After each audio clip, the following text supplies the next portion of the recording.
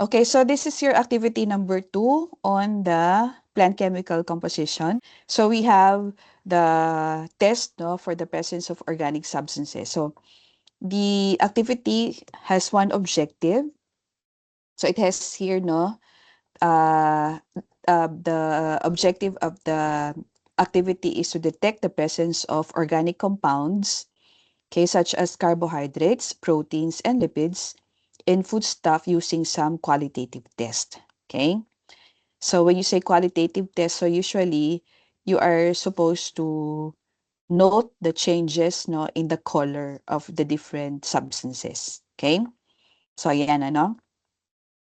Okay, so there are 4 tests okay that are utilized no for the presence of the organic compounds. So in our siguro in our introduction no during our lecture, so we said that the organic compounds are the hydrocarbon compounds.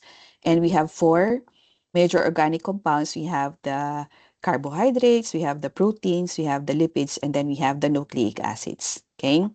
So these are the tests na that would indicate the presence of 3, yung sugar, tapos we have starch no for the carbohydrates, and then we have Buret's test for the proteins, and then we have the grease spots test for the lipids. Okay? So ayan, no?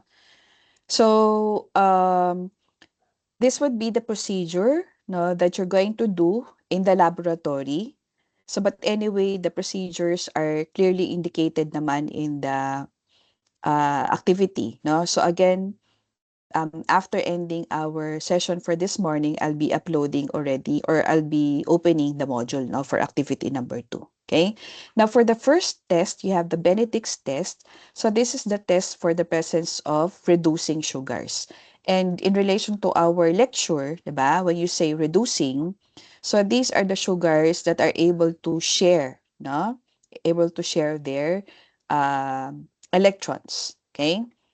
So what are you supposed to do? So you're going to prepare 2 test tubes. No? You're going to label 1 test tube with either test tube A or test tube number 1.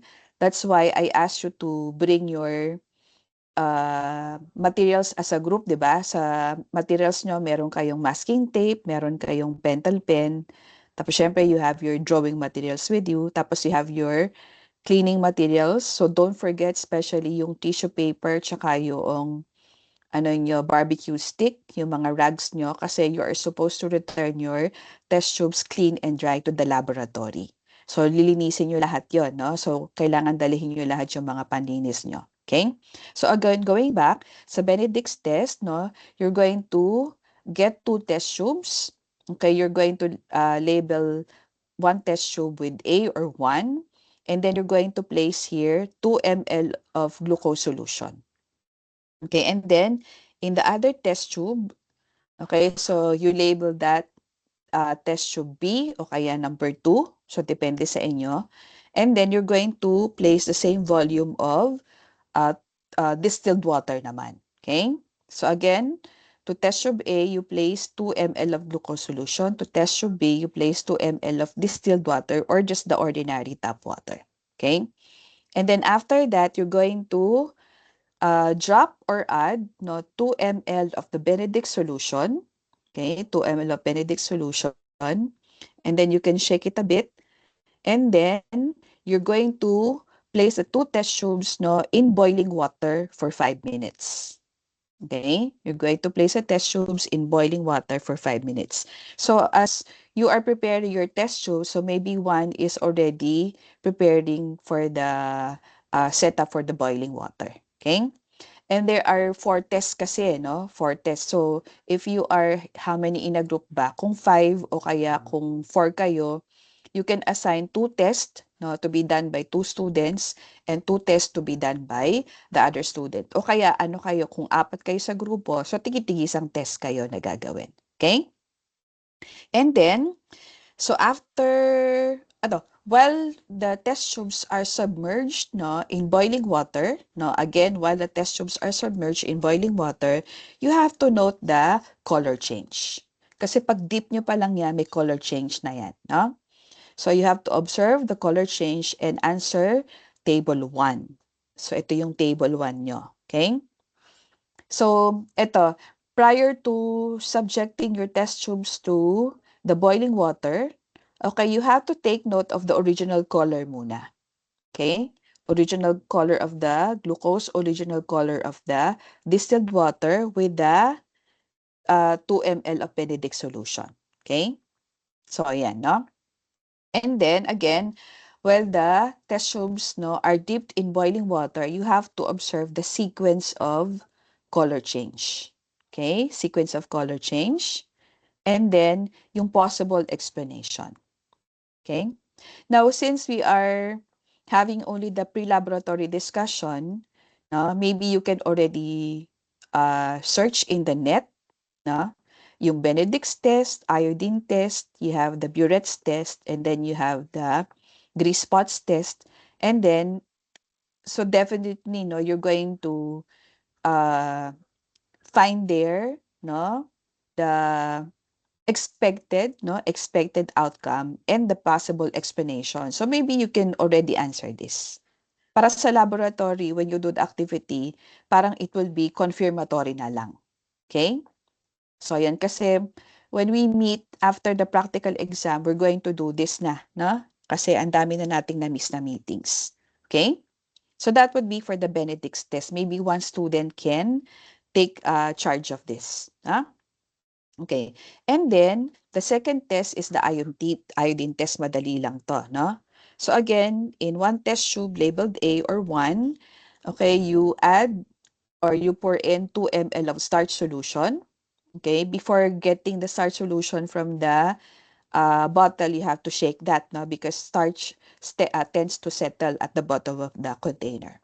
And then again, no, in another test tube labeled B or 2, you place the same volume of, again, distilled water. Okay?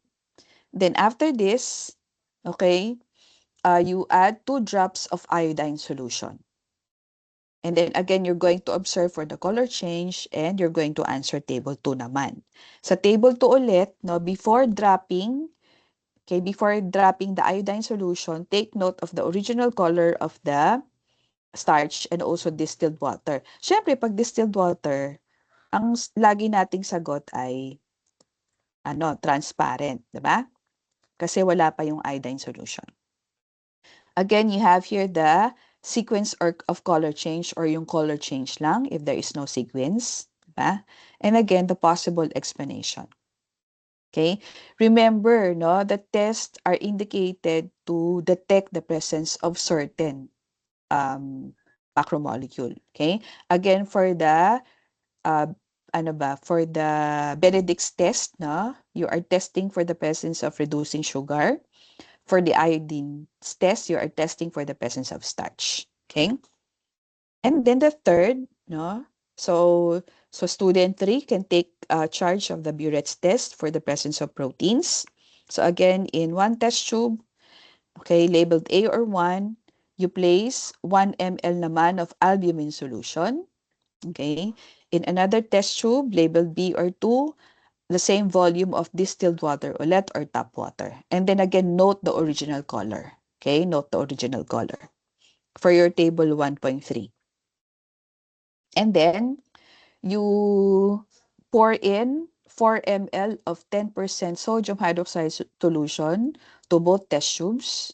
And then, shake gently. So, in the laboratory, you can do that by placing the test tube in between your palms and then doing this. So, parang ganito.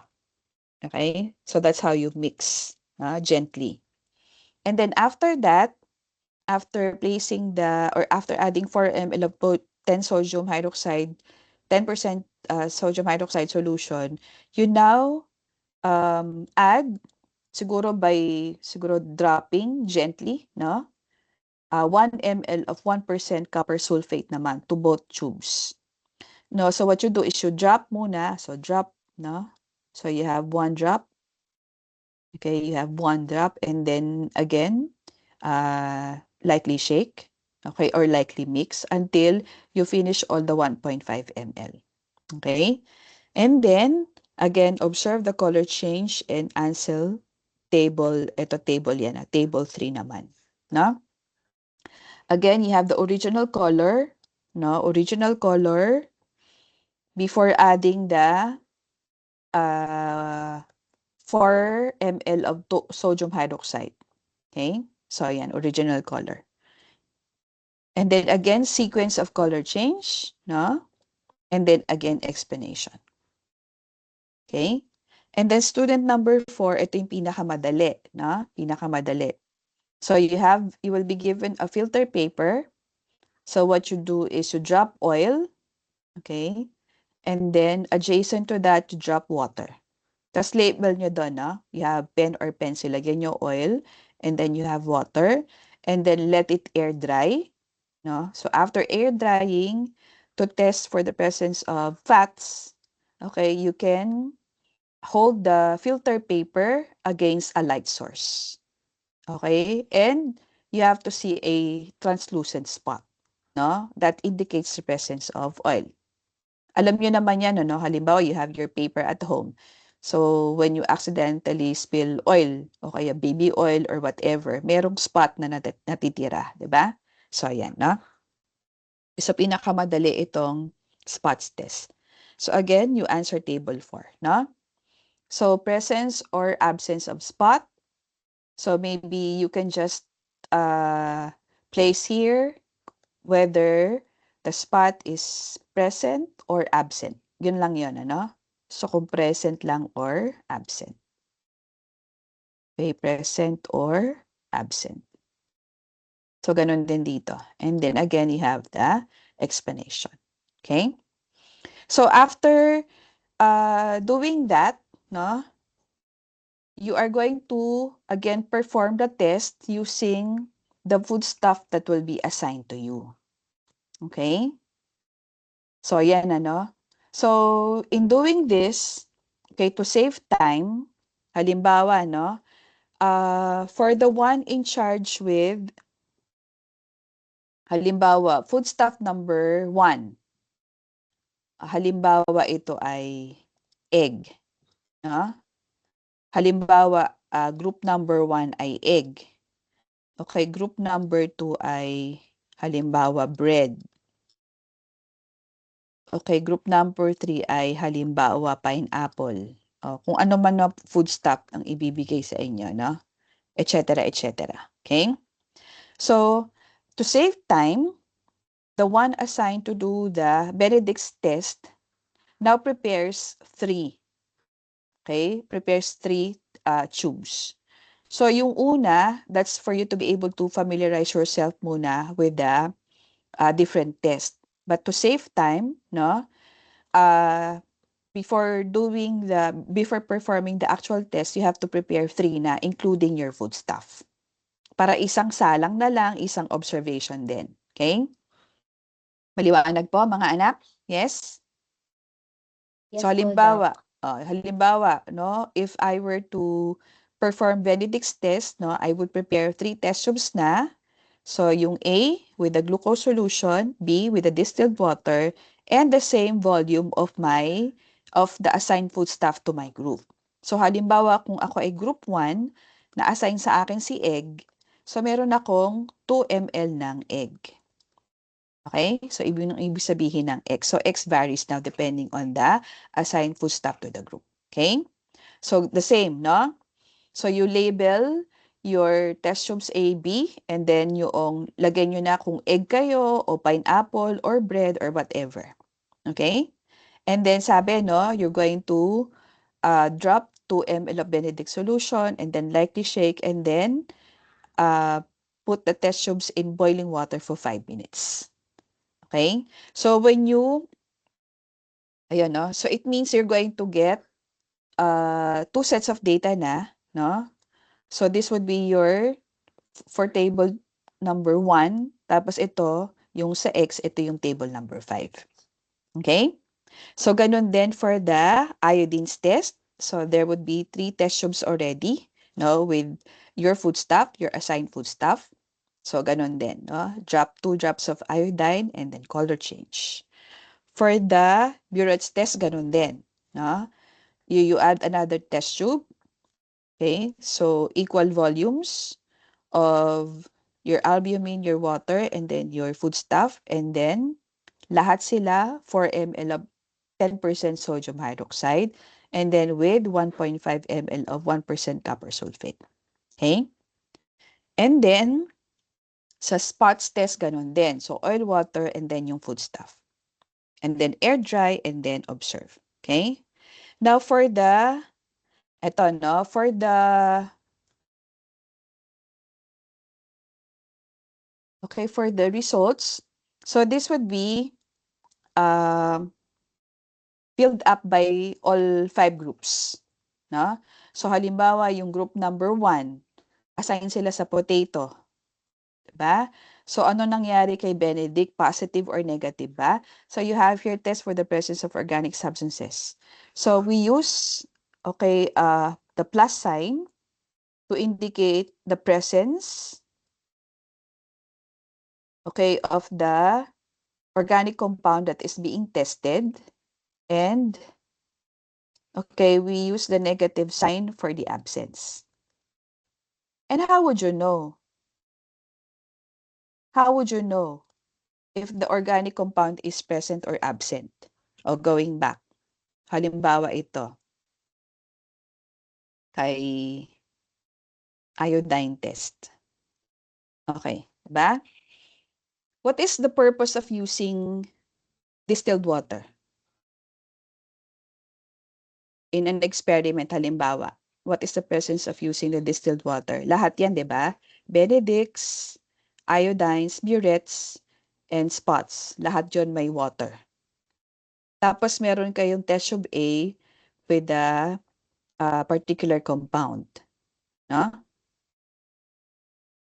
What do you think is the purpose of using water? Halimbawa, in an experiment. Yes, Elizabeth. Ano po, yung water po, Doc, it acts as a negative control po para po may comparison po kapag nagkaroon ng chemical reaction, or in this case po, ang magiging indicator po is change in color po. Okay, no? So that's very correct. So yung test tube B nyo, tsaka yung drop ng water, that would act as your negative control. That's very good, no? Because you would always have to compare, no, that one with your target, 'di ba? With your target. Like for example, for the iodine test, yung sa test tube A, yun yung target nyo. And you are supposed to find here some results, 'di ba? Or some reaction, 'di ba? So it means that how would you ito in answering your table 5, no? In answering your table 5. So, how would you know, no, if the target compound is present in your foodstuff? Are you going to compare this to B or are you going to compare this to A? Saan? Kasi nga pag negative control, water lang siya eh. So, do you expect the organic compound, no, to be found in this water? Wala nga, tubig lang siya, 'di ba? So, ibig sabihin, you have to compare your foodstuff to your test tube A, 'di ba? Kasi ito, your test tube A, in test tube A, you're supposed to see here a positive reaction. Okay? So, ibig sabihin, kung pareho sila ng color change, so ibig sabihin, okay, that particular compound, no, in the case of iodine test, no, you are testing for the presence of starch, no? So if they would give the same color, so it means that the starch is present in your foodstuff. So in your table 5, you're going to place there positive. So if the color change, no, is not the same as that of your test tube A, okay, you're going to indicate your result as negative. So ganun lagi, no? For iodine test, no, for the Benedict's test, again, compare the reactions, no, inside your X test tube, okay, against the A test tube. Okay? So sa Buret's din, ganun din, no? Compare A and X. For the spots test, compare oil and X. Okay? So that's the time ito that you can answer this. Halimbawa for potato, nag-positive ba siya sa Benedict? Kung nag-positive siya, okay? kung same color reaction ba? Halimbawa sa burette, kung iba ang color reaction, so definitely negative. Okay? So you're going to complete this. So the one in charge with the Benedict, no, will be the one to answer. So I'll be placing this on the board para everybody can complete this. Okay? And then, okay, you are going to have yung sa last page naman yung conclusion and your references, no? So I'll be showing you your activity. So this would be your activity, no? Yung plant chemical composition. Again, no, you are not supposed to bring this, so everything will be provided to you. Tas ito, you can see here the detailed procedure, no, for each test. And then you have your worksheet. Okay, so ayan.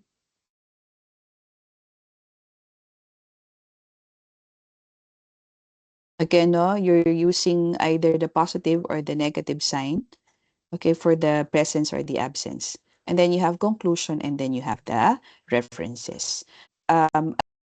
Again, no, you have to have the printout of yung worksheet nyo. Okay? So, you can, if you want, you can also have a printout of your first 2 pages, no? But what I'm after is this, kasi you're going to do this. Okay, what you do is, you can chat among yourselves, tapos, in order to divide your work, so maybe you can already assign. So, halimbawa, sino ang gagawa ng Benedict's test? Sinong gagawa ng iodine? Sinong gagawa ng burette? Sinong gagawa ng grease test? Tapos maybe yan, you can already start studying the test. So maybe you can already, work on the explanation. Para pag nag-laboratory kayo, usually confirmatory na lang or confirmatory na lang yung gagawin natin. Okay? Maliwanag po? Kasi this is what we can do now, no? Hindi naman tayo makakapag-experiment ng hiwa-hiwalay tayo. Okay? So, yun, no?